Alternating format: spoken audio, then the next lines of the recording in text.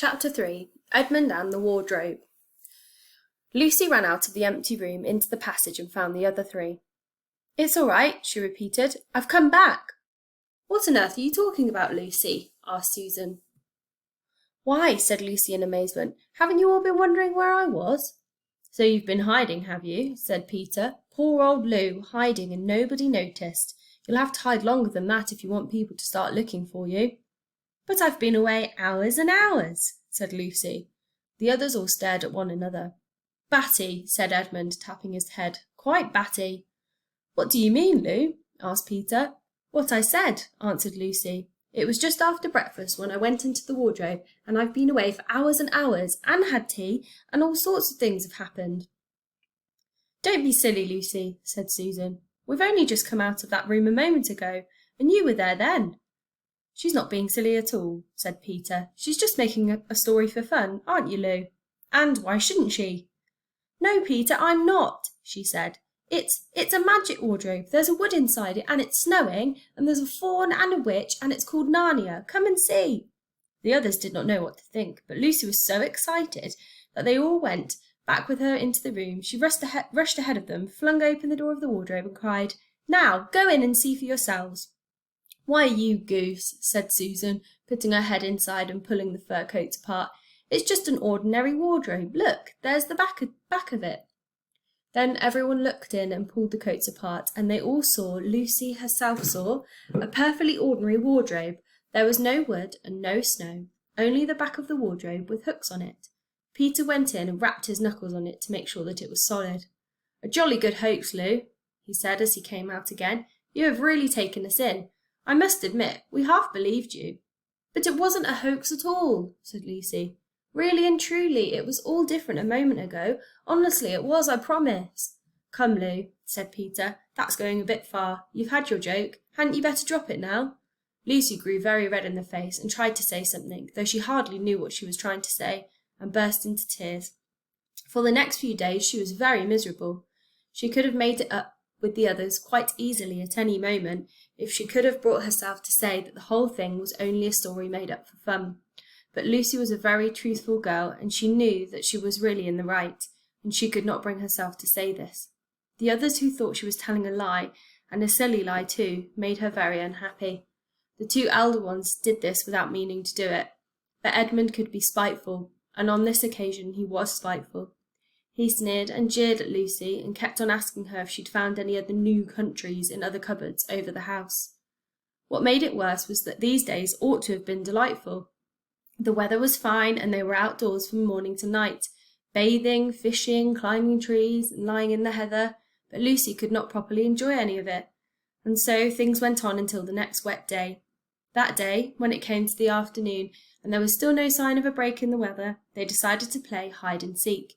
Susan was it, and as soon as the others scattered to hide, Lucy went to the room where the wardrobe was. She did not mean to hide in the wardrobe, because she knew that would only set the others talking again about the whole wretched business, but she did want to have one more look inside it, for by this time she was beginning to wonder herself whether Narnia and the faun had not been a dream.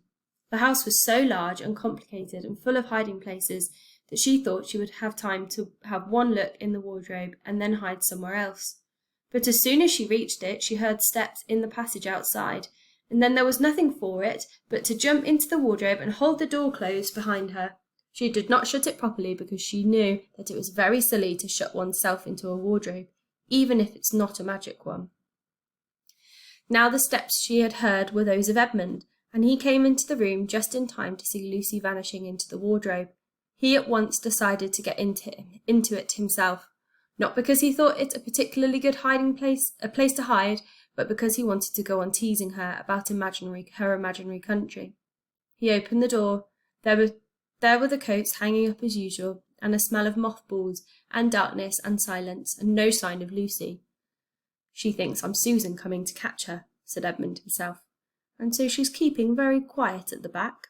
He jumped in and shut the door, forgetting what a very foolish thing this is to do. Then he began feeling about for Lucy in the dark.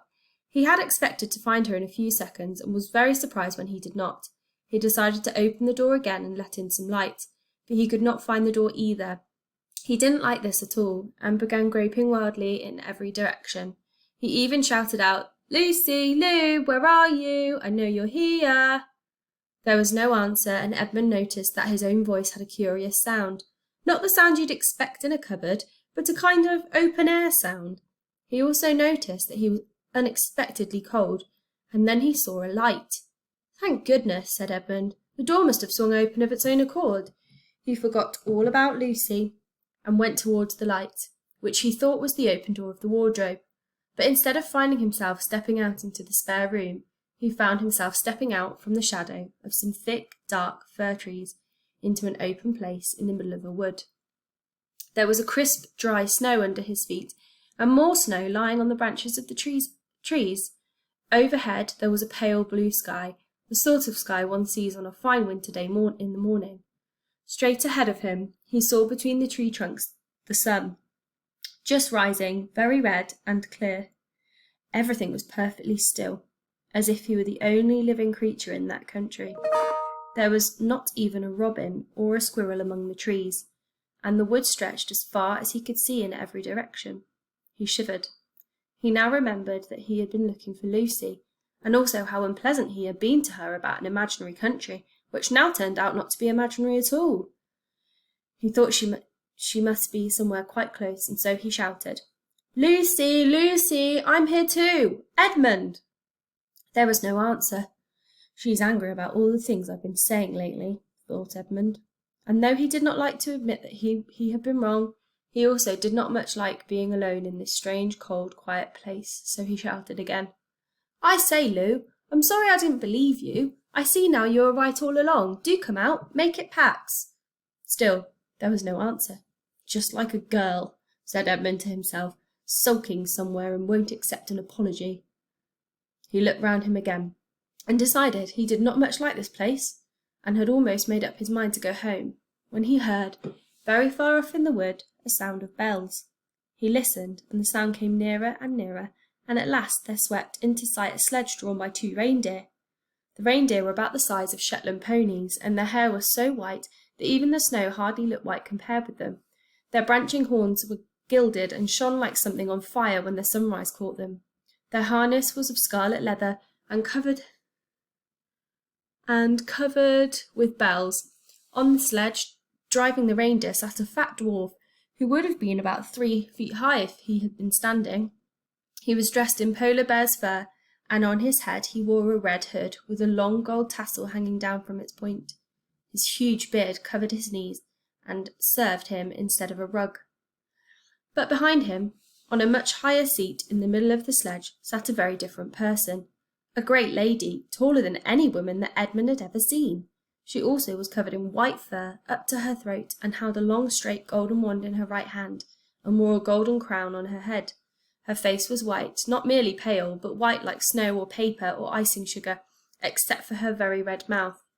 It was a beautiful face in other respects, but proud and cold and stern.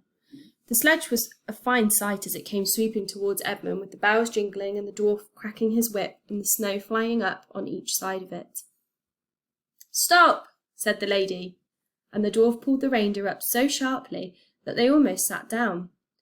Then they recovered themselves and stood champing their bits and blowing. In the frosty air, the breath coming out of their nostrils looked like smoke. "And what, pray, are you?" said the lady, looking hard at Edmund. My name's Edmund," said Edmund rather awkwardly. He did not like the way she looked at him. The lady frowned. "Is that how you address a queen?" she asked, looking sterner than ever. "I beg your pardon, your Majesty. I didn't know," said Edmund. "Not know? The Queen of Narnia?" cried she. "Ha! You shall know us better there hereafter, but I repeat, what are you?" "Please, your Majesty," said Edmund, "I don't know what you mean. I'm at school, at least I was. It's the holidays now."